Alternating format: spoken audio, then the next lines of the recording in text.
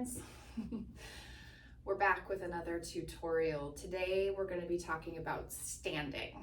So I recorded a postural movement tutorial very specific to sitting for folks who sit a lot. And now I'm wanting to talk to you about standing. And standing's a little bit more of a loaded concept. There are so many ways we can stand. There are so many ways we can wiggle. And I don't want to discourage you from being really dynamic with how you stand. What I want to draw awareness to today are maybe some of the common postural patterns or habits that your body and that your nervous system are primed to slip into when you're not paying attention or when you have been standing for quite some time. There are so many different ways that people resource themselves when they haven't quite organized their bodies in gravity. A really common one is standing on one foot. This is definitely my pattern of choice. Standing on one foot, standing on the other, crossing. The concern that we have when this is the most common way that you stand is that you're introducing a lot of asymmetry into the pelvis, asymmetry of the muscles of the legs, of the orientation of the hip joints. And that asymmetry travels up into your spine. And so some of the deep stabilizing muscles that help you exist upright in space are already getting a little bit of mixed messages, right? They're like, ooh, this side's supposed to be short, this side's supposed to be long. How do I help organize myself in space? Let me say another thing about these deep stabilizing muscles. We don't really have much conscious control over them. We, unlike when we're doing like a bicep curl and we say, okay, elbow, bend, forearm, come towards shoulder and re-extend. We don't have that same motor control. It's a completely different aspect of control that our nervous system has over these muscles that help us organize in gravity. That's because these muscles and your nervous system started talking to each other as soon as you were born. There's some research that suggests that even before the infant has the neurocoordination or the nervous system response of seeking out its mother and seeking out food, that first the nervous system is trying to organize in gravity. So all of the ways that you as an infant, when you were first birthed into the world, tried to organize in gravity are really deeply ingrained. And so they have to be tapped into or accessed differently than what we think about when we think about motor control movement, when we think about telling our body, telling our leg to do a thing, telling our arm to do a thing. I don't know why this is what I want to do right now, but it is an awkward version of punching and trying to walk at the same time.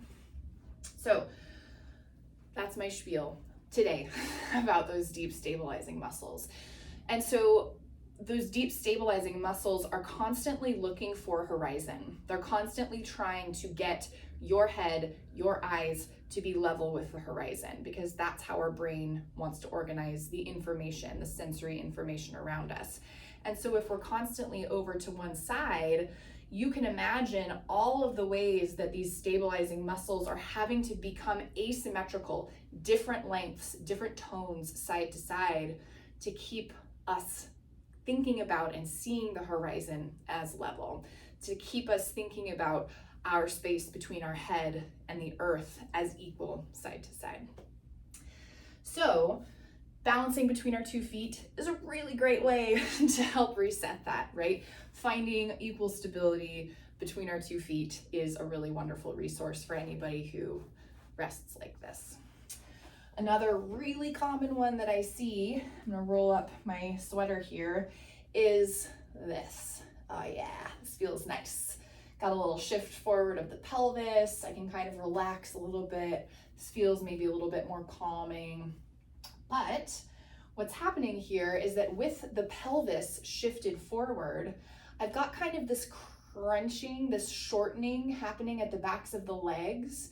I've got this lengthening happening at the fronts of the hips, but at the fronts of the hips are also having to turn on to keep me from falling too far forward in space.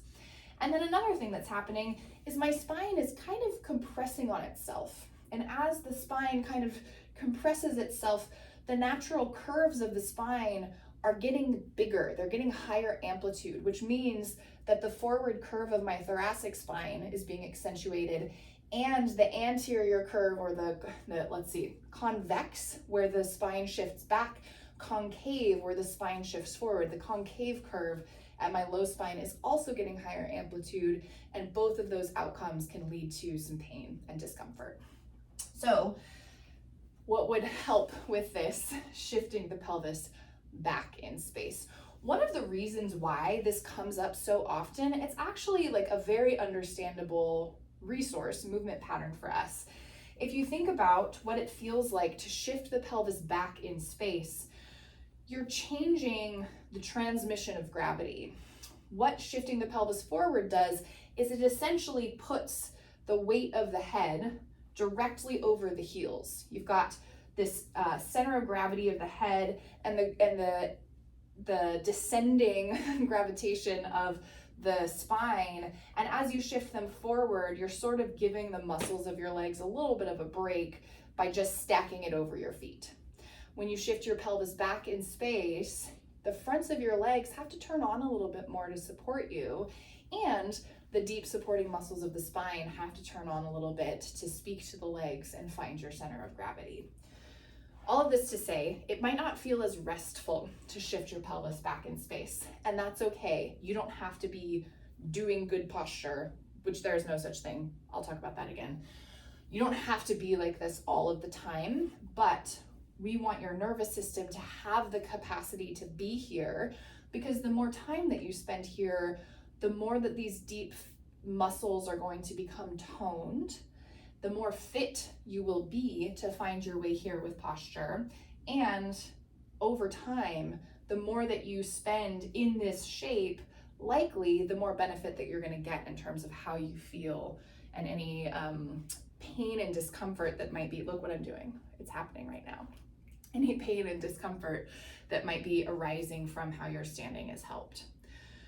So there are other ways to stand too, but those are the two most common ones that I see in my practice and that I feel in my own body. So let's just talk a little bit about some landmarks for how you might think about standing. I always like to encourage folks to stand with feet hip width distance apart. And if you don't have a sense of how that feels, if you don't have a sense of how it feels to have your feet hip width distance apart, a really easy but maybe slightly inaccurate rule of thumb is to stack your two fists together and fit your two fists between the middle of your feet. Boop. That's about hip width distance-ish. So keeping the feet hip width distance apart obviously means that the legs are stacked directly under your hip joints, which are maybe a little bit closer towards midline than you think. Some people think of this as their hip. These are your glute muscles, which attach to your hip and they help move your hip, but your hip joint's actually forward and in from your glutes. So your hips are a little bit more here, and your hip joints, when they are stacked over your heels, don't have to do quite so much work. There's not quite so much organization as when your heels are super close together or as when your heels are very far apart. So feet and heels about hip width distance apart. Also, see if you can invite just a little bit of softness in your knees. A little bit of softness. If you're somebody who locks out your knees, especially when you're thinking about having, air quotes, good posture, see if you can write a different option into your program. Weird software speak for your body. I don't love that analogy, but it's just what came to me in the moment. What we want is for your brain to know that there's another way of standing and that locking out the knees is not what's required for good posture. There's nothing wrong with fully extending through the knee. And in fact, when you're walking, as you have a gait, full extension of the knee with the push-off foot is known to be really helpful for knee health and meniscus health. But when we're constantly in a state of locking out the knee, we have a risk of hypertoning some of the muscles that stabilize and extend that knee joint. And we also have the risk of creating a more limited range of motion in the knee when this is how we just stand. So just a little bit of a bounce through the knee. I always encourage folks to do a little shakeout. You can close the eyes, really feel into what the legs are doing. And a lot of times just wiggling and shaking a little bit helps to get you out of the state that you might be asking yourself to be in for good posture's sake. So a little bend in the knee. And then bring your hands to your pelvis, and you've got kind of two winged bones of your pelvis. They're called your ilia. And some people think of these as your hip bones. That's fine too. Find the top of the crest of those two winged bones. And that's just going to give you one more piece of input to feel where your pelvis is in space. Feel where your pelvis is in space, and we're going to approach the feeling of the pelvis relative to the feet in two ways. First things first, feel your hands on your pelvis and see if you can get a sense of where the hands at the top of the wings of the pelvis might stack over your feet. You can even take a look down. If your pelvis is shifted forward, you might feel like your hands are more over your toes. That's fine. You want to be able to be there, but maybe you don't want to be there all the time. So practice shifting the pelvis back. If, conversely, you feel like your hands are back over your heels or even back behind your heels, invite your pelvis to shift forward a little bit. That's way number one that we're going to feel where the pelvis is in space. The second way, which works better for my brain, but I know that we all have different brains, so I wanted to offer both, is to feel into your feet. The pelvis carries so much of your center of gravity, of the weight of your torso, that the shift of your pelvis is going to show up in where you feel the weight of your body in your feet. So drop your awareness into the bottoms of your feet and just sense where your big toe mound and little toe mound are, and all of the metatarsals, all of the bones that exist between the big toe mound and the little toe mound. And then feel into your heel pads as well.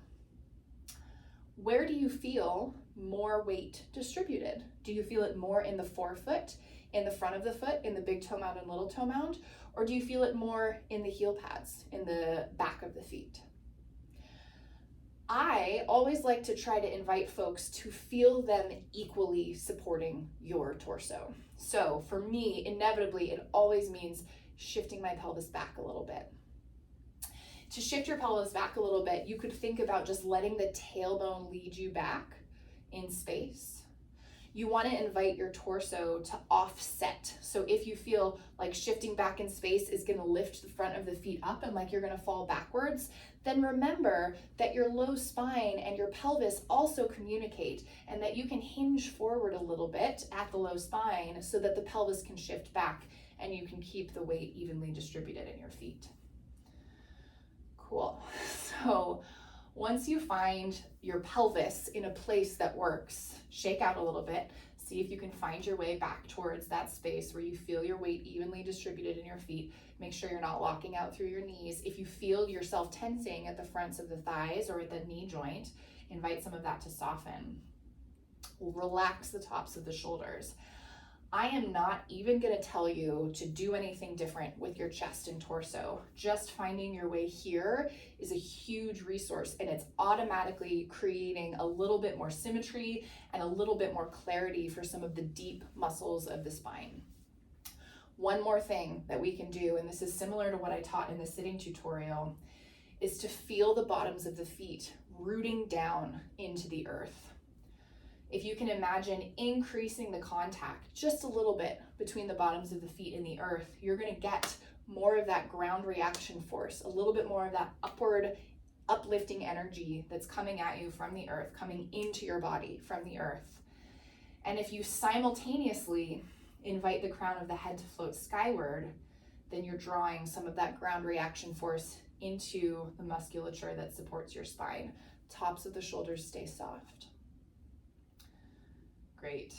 So bi-directional length, feet rooting down, crown of the head floating skyward, a little bit of softness at the knees, the pelvis shifting to where you feel like it is stacked over the middle of the foot or maybe even the heels, but you want to feel the weight evenly distributed in your feet. If you can find your way to this supported stance more often throughout the day than you're doing now, that means that you're doing a lot of wonderful work for your posture. It's going to have to be conscious effort at first to do this. It might not feel supernatural. It might feel like a lot of work because you're doing a lot of work. You're asking your body to exist differently in gravity than it typically does. And just like with your seat, you might find that it gets easier with practice and that you start subconsciously wiggling your way here more times throughout the day. Nothing about posture is static.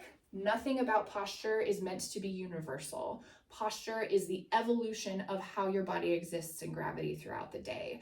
So my goal with this video is to teach you another option, to give you some more information about how and why you want more options, especially options that give you bilateral support, equal support on both sides, that give you the opportunity to stack your bones in gravity in a way that's supportive, and to give you the opportunity to speak to some of these deep subconscious supportive postural muscles. So I hope that you enjoyed this video. I hope that it gives you something to work with and play with in your own life and practice. And let me know if you have questions. Thanks.